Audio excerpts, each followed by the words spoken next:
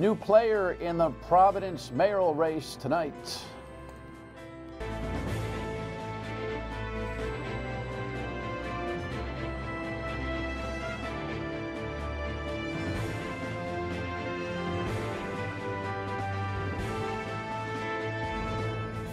The Dan Yorke State of Mind program is brought to you in part by Lookout Rhode Island and Taco Comfort Solutions. Comes from the education world, and education is a big issue not only in the city of Providence but throughout the state of Rhode Island. So we'll meet Bob DeRobbio. He announced his candidacy for mayor just a few days ago. Welcome in on this Monday evening. Great to have you aboard. The I don't know. The National Correspondents Dinner is the only conversation in America today, and I have to tell you, I was wincing over it until I saw the whole thing. And if you want to be an informed consumer, what you ought to do is go to YouTube or wherever you can Google the audio of the full presentation by this new comedian who is an acquired taste, no doubt. But the news media is doing the best it can to look inward at itself, which is always hilarious in and of itself. Here's the latest. It's 2018 and I'm a woman, so you cannot shut me up. Unless you have Michael Cohen wire me $130,000. Michelle Wolf didn't pull any punches during her 19-minute routine. Her toughest jab seemed to aim at White House staffers, including Press Secretary Sarah Huckabee Sanders. I actually really like Sarah. I think she's very resourceful. Like, she burns facts, and then she uses that ash to create a perfect smoky eye. Some female journalists said Wolf unfairly criticized Sanders' physical appearance, calling the routine deplorable. I have to say, I'm a little starstruck. I love you as Aunt Lydia in The Handmaid's Tale. Others, including many prominent comedians, came to Wolf's defense, calling her hilarious and funny. Speaking on CNN the next morning, White House Correspondents Association President Margaret Tolive stood by her decision to feature Wolf. Do you think she crossed a line? I think that she brought to the night what she thought was important to say, and that her goal may not have been press unity and everyone rallying around the room to support journalism. On Twitter, President Trump, who was not in attendance for the second year in a row, called the event an embarrassment to everyone associated with it. Put dinner to rest or start over. Tolive says the White House Correspondents Association does not review the comedian's monologue before it is delivered. Wolf defended herself on social media, saying the Sanders jokes were about her despicable behavior. She later posted a picture of herself on Instagram saying she is not in the spirit of the mission. I think this is fascinating. I would love to get a bunch of media types together, and I think maybe we will over the next week or two, either on TV or radio or both, to talk about this. Donald Trump has successfully turned the media inside out against itself. The fake news stuff has caused everyone to be off-center, off-kilter, unable to ground themselves and understand who they are, what they do. The White House Correspondents' Dinner is what it is. They've traditionally had comedy. Michelle Wolf was biting comedy. If you want to suggest that use of the word, well, I can't use the words, right? Here, I can't use the words. You know, describing genitalia and, you know, a couple of you-know-what bombs and that kind of a thing. If that's the kind of thing that is too much for the White House Correspondents' Dinner, well, then, oh well, that's too much for the White House Correspondents' Dinner. You know, what Donald Trump has to say about it, that's a quick tweet. Who called for that before I was finished with my thought? Was that you, my producer, Lexi? You Anyway, there's Donald Trump crying about it. He's crying about Donald Trump's criticism of the White House Correspondents' Dinner should mean nothing other than to actually grow the White House Correspondents' Dinner now that he's baited them into quitting. See, he has called them out to quit. So the thing they can't do now is quit.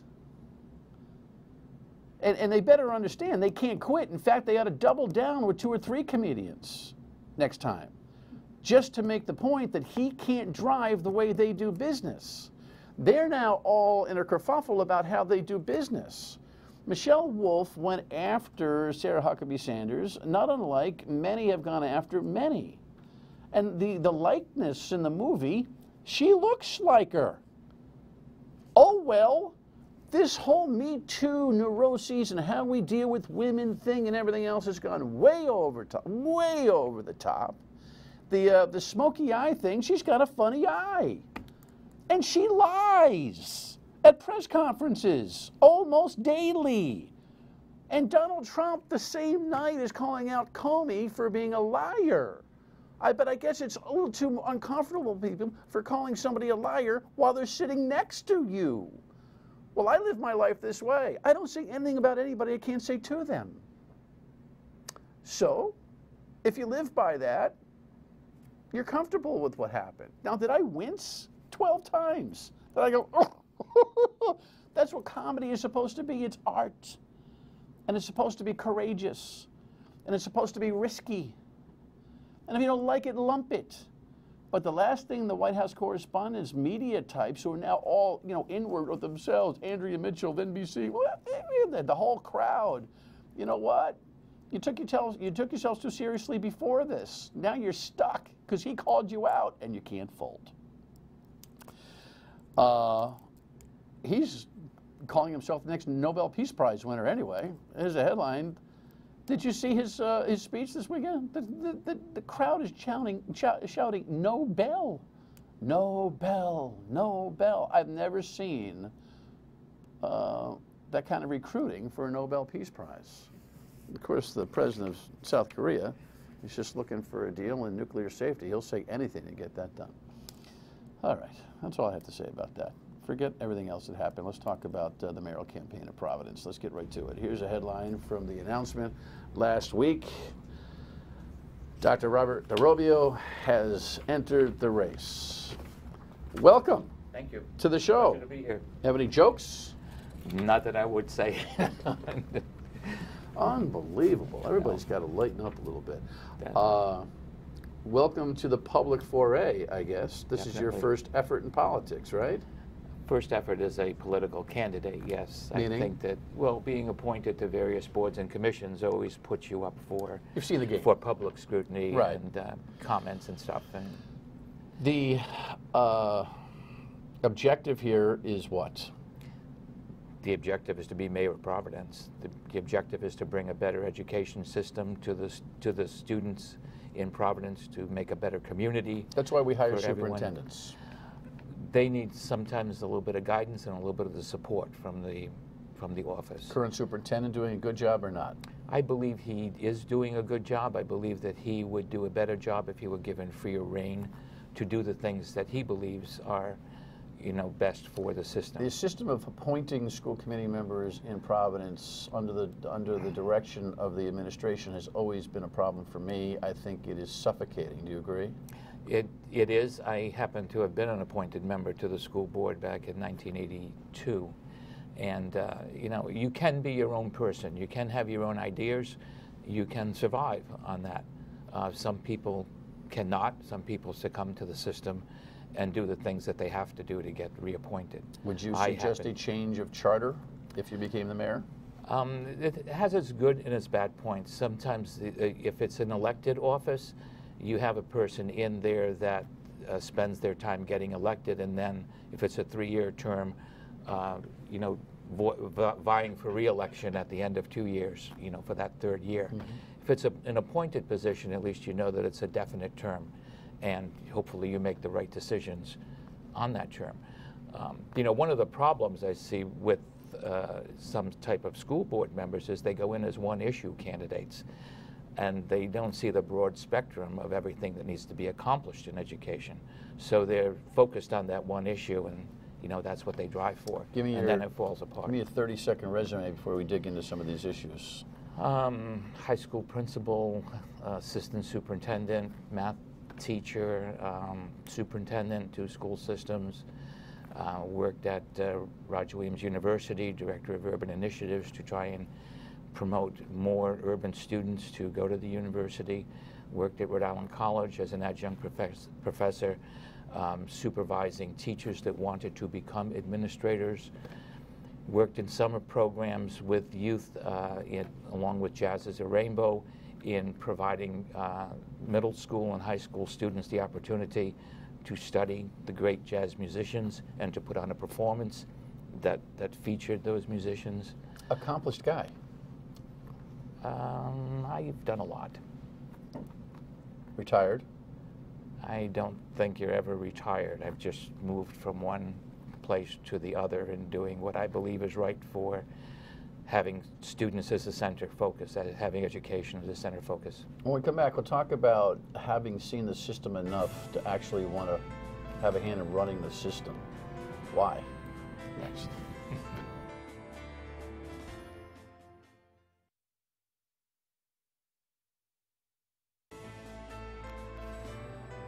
I don't expect anything at this point. Hopefully sooner rather than later.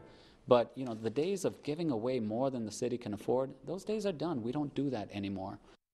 Mayor Lorza trying to describe his disposition on whatever negotiation or not is going on with the teachers union. Mary Beth Calabro, the first voice there. Bob DeRobbio is running for mayor here, just announced last week, obviously an accomplished educator. In the same sense that you worry that school committee members sometimes come on with a single issue objective or mission statement, as an educator, do you come to the mayoralty with an education exclusive focus? How are you going to be able to articulate it that you have a wider breadth of ability to lead? Well, I come to the position of being a candidate for mayor using education as a major part of the platform, but certainly there are a number of issues that are affecting Providence that need to be dealt with. You know, the infrastructure is crumbling, but it ties into education. You know, how can students learn in a building that has leaky roofs, that has, you know, asbestos, that has mold in it? You know, you have portions of some of our high schools that are shut off from students. You have teachers that are going, and administrators that are going out sick because they're getting involved with the mold situation and needing a doctor's letter to get back into the school system. And then you put students in those same buildings. That's deplorable. Students can learn if the building that they're in is physically strong. Everybody agrees. And you need the money to get there. Everybody agrees. And what's the plan? Well, I think that you showed a clip where the mayor is saying, you know, gone are the days when you give away money. What are we doing with our tax subsidies to these companies that are coming in and wanting to develop the city and getting tax relief for the first 10 years, 20 years of their building program? Every dollar that we give away at this point is taking away a dollar from trying to solve the whole pension issue. Granted, it's not much. So you don't want to incentivize economic development? We want to incentivize it, but in a lower way, in a way that can be a win-win situation for the city of Providence. Meaning, specifically? I think that, you know, 20-year incentives are too long a stretch to go for development in the city. You know, we need something that can provide dollars to the city right now for those people that want to come in and develop it. Well, what is that? And what provides dollars to the city right now? Dollars, you try to work with small businesses and getting them into the city. You encourage small businesses, and then you put parking meters on streets where small businesses are that don't let people park there to utilize the small businesses. It's a catch-22.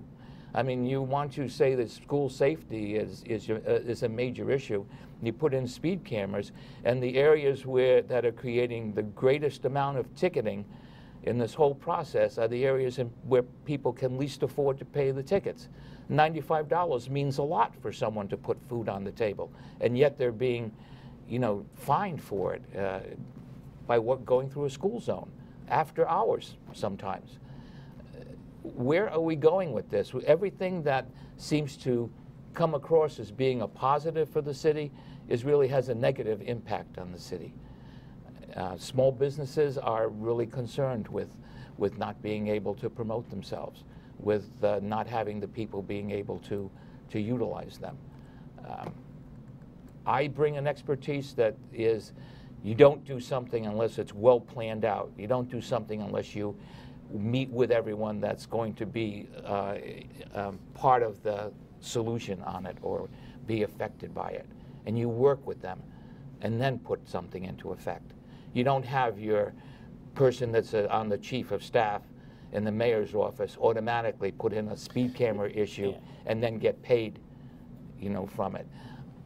These things are wrong. The pressure for nickels and dimes into the city coffers is so immense that it brings parking meters and speed cameras and all that kind of cash flow, non-taxable tools, so you can say, I'm not raising taxes, but I'm trying to generate some revenue. I mean, that's where the city of Providence is. It's kind of pressure the city of Providence is under. And I don't really know, honest to God, I really don't know that you or anybody else can provide the answer right now for this city. Well, one of the answers a reset might be the only thing that this city can use. The bankruptcy thing makes everybody very, very nervous. And I think about it in a nervous sense too, because I think there's a marketing issue that comes along with that. They may do more harm than good.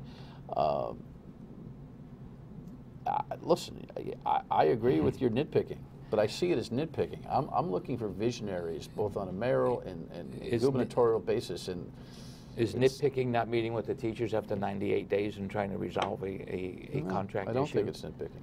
I don't know what he's. Believe me, I don't what know does what it take to sit on across a about. table like this and talk with them and say, we can do this, we can do that, and there's been no discussion with that. And that's not taking anyone's side. Let's go back to your expertise. So, what are you going to do to capitally improve the systems, buildings, and school structures? I mean, the current state answer, the governor's $1 billion plan, is only a $500 million plan, because there's already $80 million annually cooked into baked into the cake, right? And most of that money's already spoken for outside the city of Providence. So, for all intents and purposes, it seems like the city is more or less on its own, or make its own deal with the state. Correct. What's the number? What's the number? Well, I think that you have close to a $750 million problem with the infrastructure. How much, how fast, and when? Now, one of the ways is whatever dollars are gotten through any incentive at the state level or through any bonding at the state level, one has to be very wise with the spending of that money.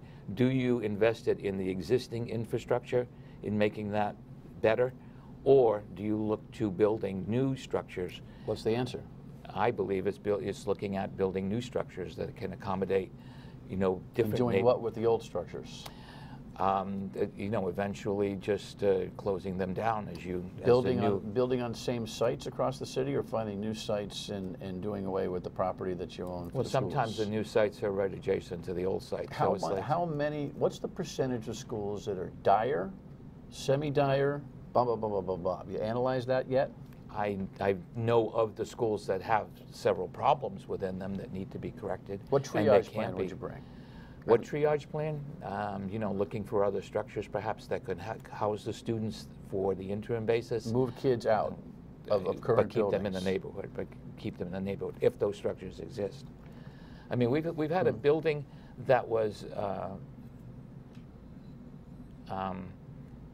accessed by the city that housed a charter school in it, and the face of the building was falling off, and the engineers condemned it. The school moved to another facility in the center of the city, and within 6 weeks there was another school put in that same structure. So automatically there must have been a miracle with these engineers saying, well, the building is condemned here, but we've automatically fixed it 6 weeks later. And I have pictures of how that building, the trusses on the third floor of that building were resting on steel girders that were 1 inch. I have no doubt. 1 inch apart. I'm sure that's all true. How can that be fixed? When we come back, how can a campaign be run from scratch? We'll talk about that next.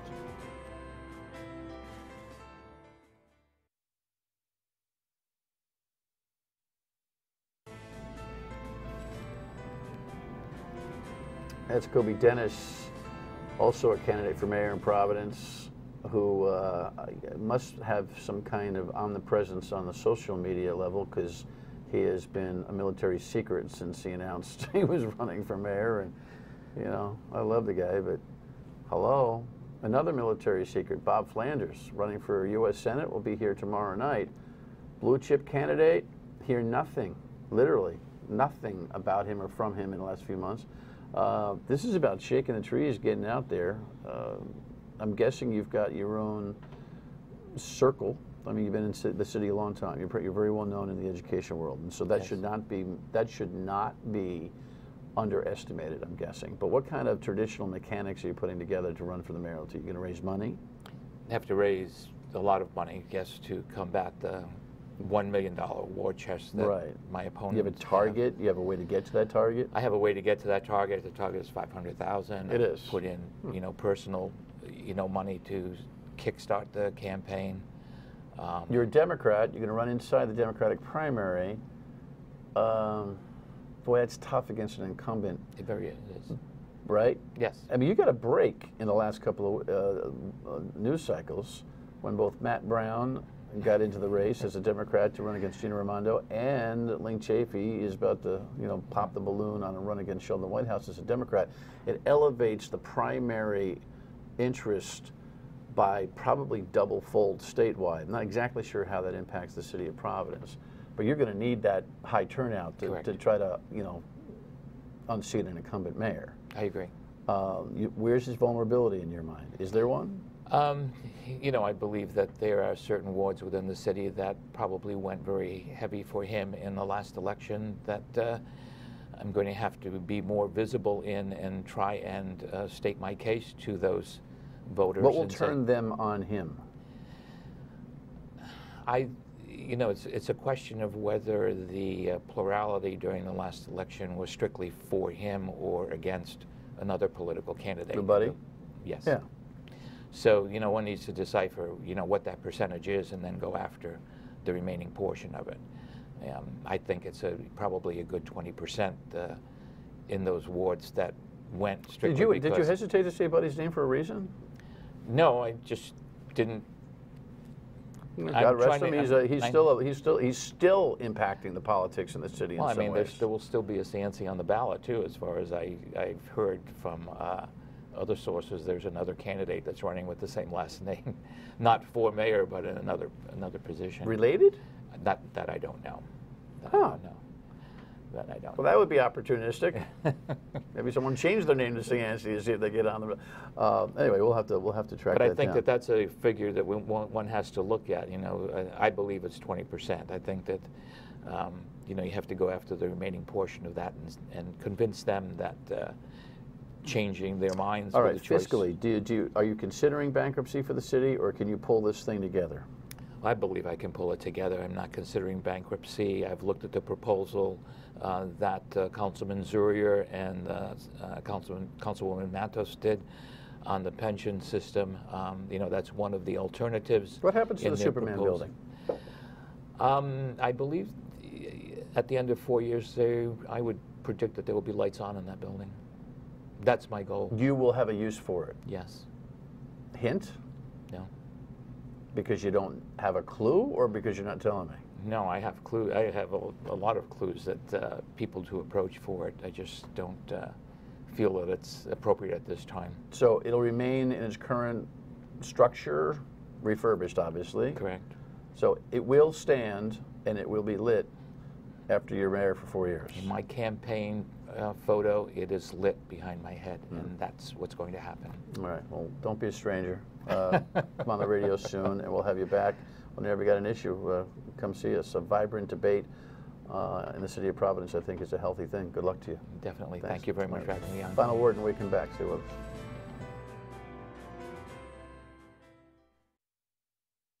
Seriously, when it comes to blue chip candidates, from the concept, Bob Flanders seems like one to me. But since his last visit here, when he announced, the day he announced for U.S. Senate, we've had very little from that campaign. Is that about to change? I guess we'll find out tomorrow night when we regroup. We'll see you on the radio at 3 until 6 on WPRO as well. Go Bruins.